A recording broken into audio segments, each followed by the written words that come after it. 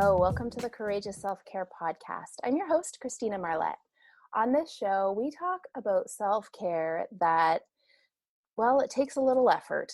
It is not quick fix self-care solutions. It is self-care that really benefits you in the long run. And so I'm not necessarily talking about self-care like taking a nice bubble bath or going to get a massage. Those things are fantastic. And if I tried in the past to make those my go-to self-care solutions, and they just really didn't cut the mustard.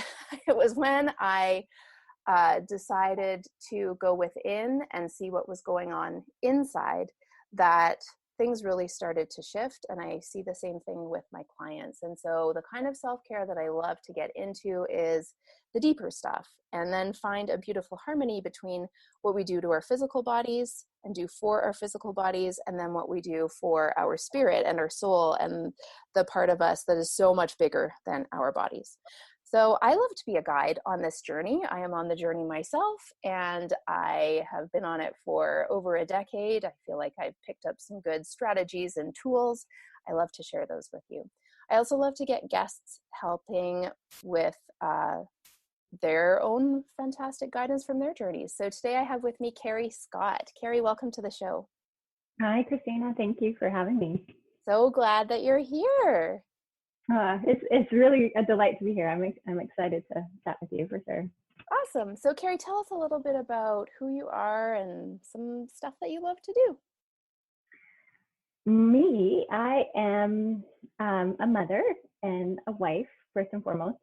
And during the time that my kids have gone back to school, I've really embraced that time to write a blog. And my blog is about law of attraction and spirituality and how those two things combine. And from that, more recently, I just finished writing my very first book called Celebrate Your Grief. And so I'm kind of growing into the idea that I'm an author and gonna see where that leads me. So that's been my journey recently. Yeah, thank you for sharing that. I can totally identify with that feeling of writing a book and then going, oh yeah, I guess that makes me an author. And sometimes people ask me what I do and I totally forget that I've written a book. So yeah, I can identify with that. And it's interesting when you take on a big project like that, doing the project doesn't necessarily, well, for me anyways, it didn't feel like I had necessarily earned that title or claim. It wasn't earned. It was claimed, that title. It took me years afterwards to remember, oh yeah, I am a writer. I did write a book. And yeah, I actually had to do some internal work around claiming that when you write a book, it does make you an author. Right. Yeah. I think that's where I'm at right now. Definitely doing that internal work. Yeah. It'll come. I actually, with my email list, I did an experiment where I wrote an email every day. And I said, you don't have to read them necessarily, but I'm doing this for me to really ingrain within myself that I am a writer. And I did it until I felt like I was a writer. And surprisingly, I wasn't keeping track. But one day I said, okay, I feel like a writer now. And it happened to be 21 days of writing. So of course, yeah. Maybe you want to try that too. I don't know. I do now. That's brilliant. Oh my goodness. Yeah. And I'm like, okay, I'm done with this daily stuff. It's a lot of pressure.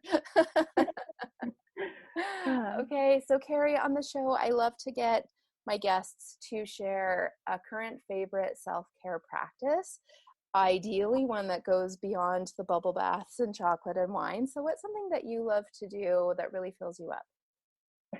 Well, I have to start by saying I've been listening to your podcast, and the more of them that I listen to, the more I realize I'm listening to stories of people's awakenings, and there's so many beautiful stories and information that's been emerging from those connections, and just like you say in the introduction, it's that going deep into yourself and finding out who you are on that soul level. That's something that truly lights me up and is sort of a self-care practice, I guess you could say. So in that light, I'd like to actually share a story from a few years ago that sort of sparked my own personal awakening process. Yes. And it was for my 40th birthday. I I treated myself to a float experience, or when you go into a sensory deprivation tank. Mm-hmm. And I thought that would be the most amazing thing to do for my birthday, because I'm not one for big parties and lots of excitement that way. So, and of course, at the time, my children were smaller and I was with them a lot. So having that alone time, Yeah. and being able to go into a space that's so quiet and relaxing, I just thought that would be the most luxurious thing I could possibly give myself. So as it turned out, that's not what happened at all. I don't know if you've ever done a float before. Yeah. But once you kind of get in there, and I mean, it's so beautiful and so relaxing, and you feel muscles like release that you didn't know you had, and but the noise of your breathing, and for me, I have ringing in my ears, so when I tuned everything else out, all I heard was so much noise. It was almost like an assault of like thoughts and loudness. So I never did achieve that sort of peace and quiet that I originally was looking for.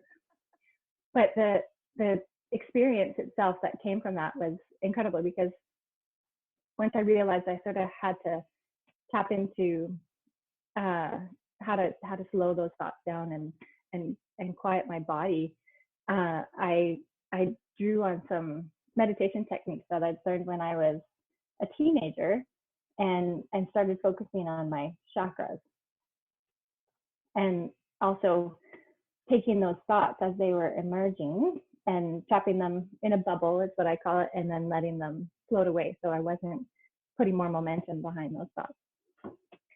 So there I am, relaxing in this float tank and concentrating first on my first chakra and the thoughts and emotions that come through that, and releasing them, not to the next chakras, and again, sort of being conscious and aware of what was brought up in that energy center. And then finally, when I got to my heart, I had an immense amount of pain there, and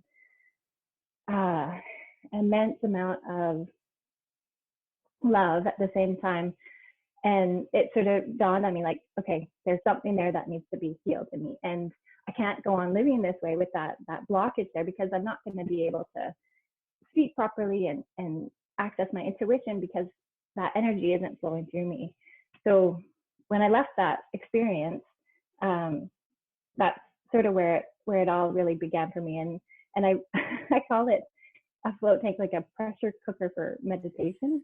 because it was this intense meditative experience that I wasn't prepared for when I went into it. But when I came out, I realized I needed to keep meditating, and so now, more on a daily basis, I really enjoy doing guided meditations, and that's been the way that I've sort of eased myself into that process, and feel really comfortable and good when I leave those meditations. So That is a fantastic story, the pressure cooker. It really is. It really is. I recommend it to anybody. Thank you for sharing that. Yeah. I love, that you framed it in a story as a way of introducing how important meditation is. And what struck me while you were talking about it was I'm taking a course with one of my mentors, Dr. Sue Morter, and she said this phrase that I've been thinking about every day since I heard it. And she said, it's not about asking yourself why, like, why is this happening? It's about asking yourself, where is this happening in your physical body? Isn't that amazing?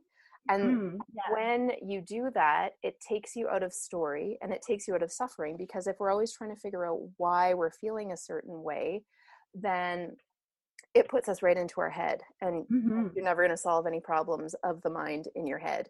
You actually need to go into your physical body. And so your story about finding that intense love and pain and everything, the blockage in your heart chakra, that made me think of that, because you decided, yeah, there's something here that needs to be healed and it's blocking the flow of energy. And it's a beautiful illustration of what happens when you do pay attention to your physical body. It's always giving us signs. And what Dr. Sue said in this course is your soul speaks to your body and your body speaks to your mind. And what's supposed to happen is your mind is supposed to help you go back into your body and heal the blockages, like what you're doing, you're saying. But what most people do is honor the mind too much. And what the mind is supposed to be is a servant to the heart. It's not supposed to be taking over the driver's seat. And so when you go into the mind and you try to figure out, why did this happen? And, oh yeah, that makes me so angry. And, oh, and then this other time that happened. And the thoughts can be very, well, they can't. It's not that they can be, it's that they are very magnetic. And the more thoughts you think in the same vibration and energy, the more you will experience that emotion that you're trying not to experience. And so, yeah, coming into the body and asking where, and then breathing up and down what Dr. Sue calls the central channel to bring all the chakras into alignment and get that energy flowing. That is amazing self-care. And so I love that your story echoed what I have learned and have been working on in this course. Oh, I love that too. Yeah, that sounds amazing. Yeah, and I've noticed many times since I heard it, my mind wanting to tell me stories. I'm like, wait, no, it's not why, it's where. Where am I feeling this sensation? And I'm going to breathe through it. The mind does not actually have to be involved except being focused on the breathing. That's how real healing happens. You don't have to talk about problems for years and years and years. You go into the body and it solves issues very quickly. Yes. Yeah. I totally support that. Like, 'cause sometimes the more you talk about it, the more you're just putting momentum behind that, and it's just going to keep reoccurring in your life, and you're just going to keep seeing, right? And instead you want to sort of switch that story to like, what do I want to see? What do I want to have happen in my life? And let go of all that other stuff that we tend to sort of attach to, right? Yes. Yeah, exactly. And the other comment I wanted to make about your story is I love the idea of being in this sensory deprivation chamber, being in a float tank, and just knowing for sure that your kids are not going to bother you. Yes. Like, if you really need some me time, it's a great place because there's zero access. You have a dedicated hour of just you. Yeah. Yes. Yeah. That's great. All right, beautiful. Thank you for sharing that. We're going to pause for a quick commercial break. And when we come back, we'll get into your story of courage. Sounds great. All right. So listeners, be sure to stick around. We have more great stuff coming your way. Welcome back. You get a big, giant virtual golden star for sticking around. I know you have lots of different choices on how to spend your time, and here you still are. You made it through the 1 minute commercial break. Thanks for staying. So what I love to do at this part of the interview is hear a story of courage. And just before you share that, Kerri, I'll share with you listeners and with you, Kerri, one of the reasons that I love hearing these stories of courage. And well, yeah, it's that we're putting that vibration out into the world. And for me, I think the game changer in terms of values and virtues and skill sets, because courage is all of those things, it's the game changer between a life of living the same day over and over and being stuck in a situation that doesn't serve you and feeling blocked, or living a life that you don't feel excited to get up out of bed every day. The difference is courage. And on the other side, when you build this muscle of courage, because it's a skill, it's something that takes practice, everyone has it, and it's something that we can definitely work on. So there's no excuse of, I'm not courageous, I can't do that. No, everyone has courage. And so I feel like more and more with all of these stories gathering and living in this podcast and other people talking about courage, the more we can build that energy, the more it helps people understand and remember, yes, I am courageous. I came into this life to be courageous, to move through blocks, to move through challenges, to not have them rule my life, but to have them become something that fuels me and propels me and moves me into new adventures, that just sounds like a life worth living. So I wanted to share that. That's what wanted to come through today. And so with that, Kerri, we would love to hear what you have chosen as one of your stories of courage. All right. It's kind of two-part, I guess, in a sense. But first of all, it took so much courage for me to finally tell my story of being a suicide survivor. And a suicide survivor isn't really a word that I totally resonate with, but it came from a book that I read called Silent Grief. And in the research that I was doing for the book that I've written, I came to understand that when somebody that you care for, like, and that has committed suicide, the people that are impacted by that, the loved ones and friends and family, they're all suicide survivors. So once I was able to sort of understand my relationship with that, it really sort of changed the direction of how I was writing and how I was sharing my story. Initially, when I sat down to tell this experiential sort of aspect of myself, I was writing it from a different perspective, not my own perspective. I was writing it from the person that I cared for that had died, from his perspective. And I was doing that sort of to protect myself, because at that point I still was feeling so much guilt and so much blame around his death and how I was taking responsibility for it. And it was a really, really scary thing to think, like, there's people out there that cared for him too. And because of our relationship being what it was, I felt this fear that they were going to blame me for not helping him and not doing more at the time. And there's so much there, so much sort of like worry and concern and like things that I wasn't able to own.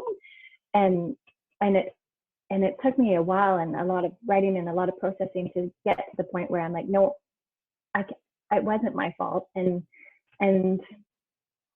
I couldn't have done more. The circumstances were what they were. But during that time, it was so scary and so frightening. Yeah.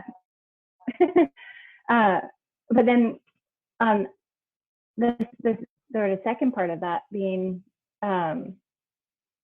telling that story to my husband, because I realized from that float experience, like, and for years, silence about this experience that I had, and I never breathed properly.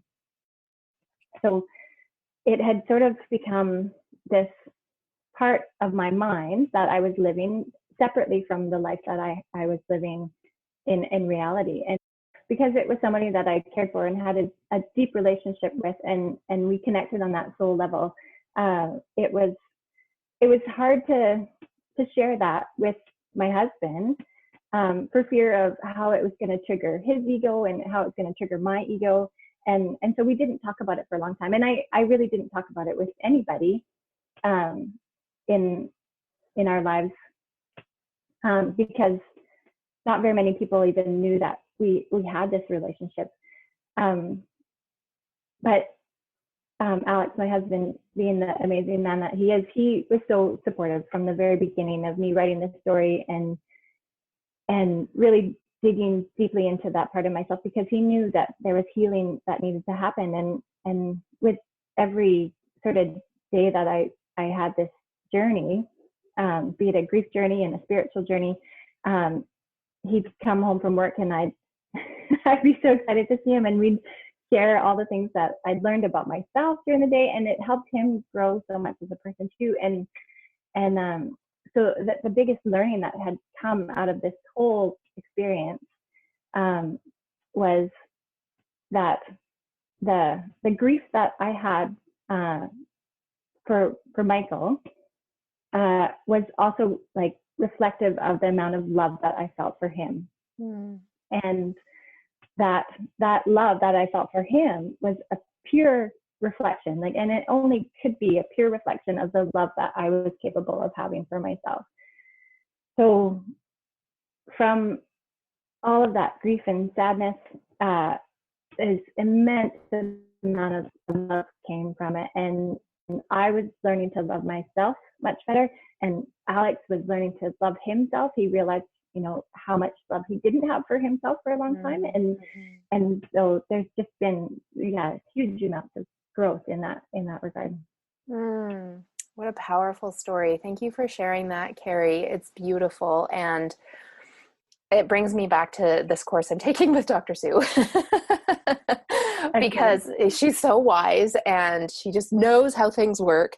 And what you're sharing is solidifying what I'm learning from her and what I've taught myself too, but I didn't express it this eloquently, is when you hold something apart from yourself or you try to suppress it, it will rule you on a subconscious level. It will never allow you to be fully who you are, which is what you were saying. And Absolutely. then when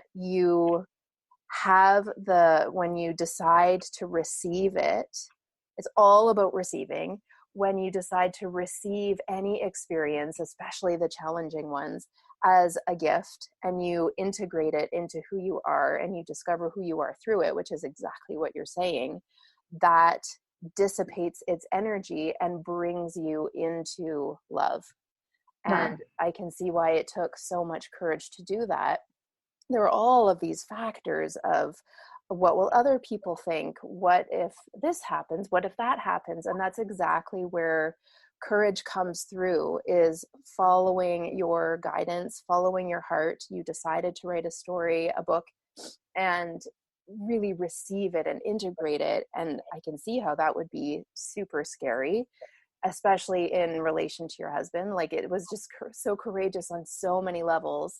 And then when you did receive it, look what happened. Amazing things. Like, it just makes me so excited. Not to mention the role model you're being for your kids. I think that is super powerful too. So much. Yeah, it is so much for them. And the more I'm able to show up for myself and embrace that love, I can tell how positively it impacts them, because I'm just in such a better space, and they are in a better space, and everything just flows that much easier in our lives. So I try and get tapped into that as much as I can every day, and I'm learning more and more every day about it too. So yeah, I love it. And then the other thing that your story makes me think of is what Brene Brown teaches in terms of the hardest thing we can do in relationships is be vulnerable. And we're so resistant to it. And then that is what we actually want too. So it's the hardest thing, and it's the thing we want the most. And I love how you being that vulnerable, like you said, it dramatically and deeply impacted your marriage and your own your husband's journey as well, not to mention your own. I think that's so beautiful. Yeah, vulnerability has been a word that I've really come to embrace over the past year or so. It used to scare the heck out of me. Oh, me too. Yeah.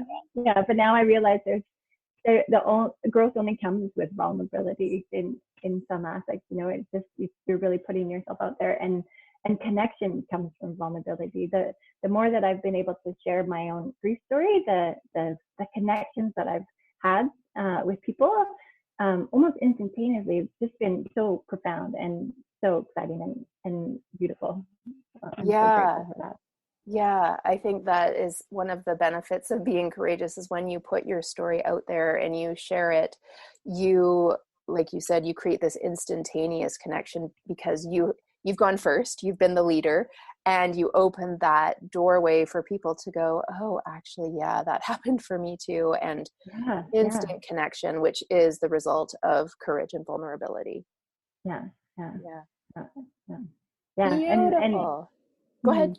I was just going to say, it's so many of us are grieving all the time, and it's not that it just comes, and after a year it kind of goes away. I'm really learning that grief is something that we just kind of carry with us as we go through life. And that story and that the conversation around grief is really shifting, and it's a really beautiful story that I'm seeing in the world about it. And it's okay that, you know, it comes, and sometimes it's joy that you're feeling, and other times it's sadness, and it has many faces of emotion. So, yeah. And it's not reserved for just a few. Like, every human being gets to experience it, right? Very likely, yes. Yeah. Yes. Yeah, so it's nothing to be ashamed of or think that you need to do it on your own. And that is one of the messages that I think is so powerful and important to say over and over is self-care is, even though it has the word self in it, it is not meant to be done by yourself. It is like healing happens in community. And so if you're feeling isolated, that is perpetuating your own suffering. And so the courage comes from reaching out and connecting with even just one other human being and saying, you know what, I'm hurting. I could use some support. That takes so much courage and yields results that will completely transform your life. So it's worth having that courage and knowing that there's fear and moving through it anyways, because you value on the other side the amazing things that are going to happen, and trusting that the unknown is okay. There's good stuff on the other side. Yes. Definitely. All right. So Kerri, you mentioned you have a blog, you've got a book coming out at some point, and people are, I'm sure, connecting with you. You courageously shared your story today. And so if they want to continue that conversation and find you online, where will they be able to do that? They can find me on my website, kerriscott.com, and it's Kerri. There's many different spellings of Kerri. So Yes. that's my spelling. And yeah, I've got my blog on there, and my email, and that's the best way to reach me for sure. Awesome.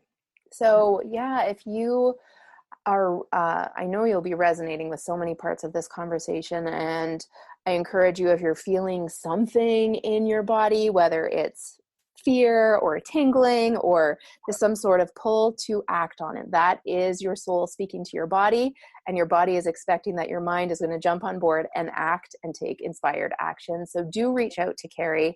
I deeply encourage you to do that. Kerri, thank you so much for being a guest on the show. It has been, what word is it that I want to say? It's been rich and nourishing, and yeah, it just feels really profound. So thank you for sharing your energy and your stories with us today. Thank you so much for giving me a voice to share my story. It's very important to me right now, so I appreciate it.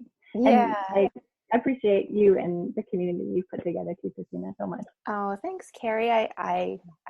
I love community. I think it's so important. And I tried to live without it for a long time as a lone perfectionist, and yeah, it just didn't really work out that well. And for you listeners, thank you so much for tuning in. I love that I love that there is a global community, and even though we may not have ever met, I love that this message is getting out all over the world. It really makes me feel really deeply happy and content. And yeah, I love that you are showing up. If this is your first time, welcome. If you are a repeat listener, thank you for coming back. And the message I want to leave you with today is really about this courage. I encourage you to reflect on, like, when something happens that triggers you, to not ask yourself why, have the courage to ask yourself where in your body, and then pay attention to the physical sensations. That is what your body is trying to do. That is actually what your mind is for. And anything you're noticing in your body, that is resistance. And reference Dr. Sue again. How we learn is actually through resistance. So these are messages that are super important. and to honor them, not suppress them or try to make them go away by thinking your way through. It is paying attention to those physical sensations that will help move you through. If you want more information on this kind of stuff, I have a Facebook community where I am sharing strategies beyond the podcast and interacting. If you would like to join the community, the link is in the show notes. Or you can search on Facebook. It's called the Courageous Self-Care Community. And you can also check out ChristinaMarlette.com. Lots of free resources on there. And I would love to connect with you. So thank you for being here. I encourage you to tune into your body more and your mind less. And Kerri, thanks again for sharing your energy with us today. It's been really, really rich. Thank you. Thank you, Christina. You're so welcome. All right. I look forward to connecting with you again next time. Bye-bye for now.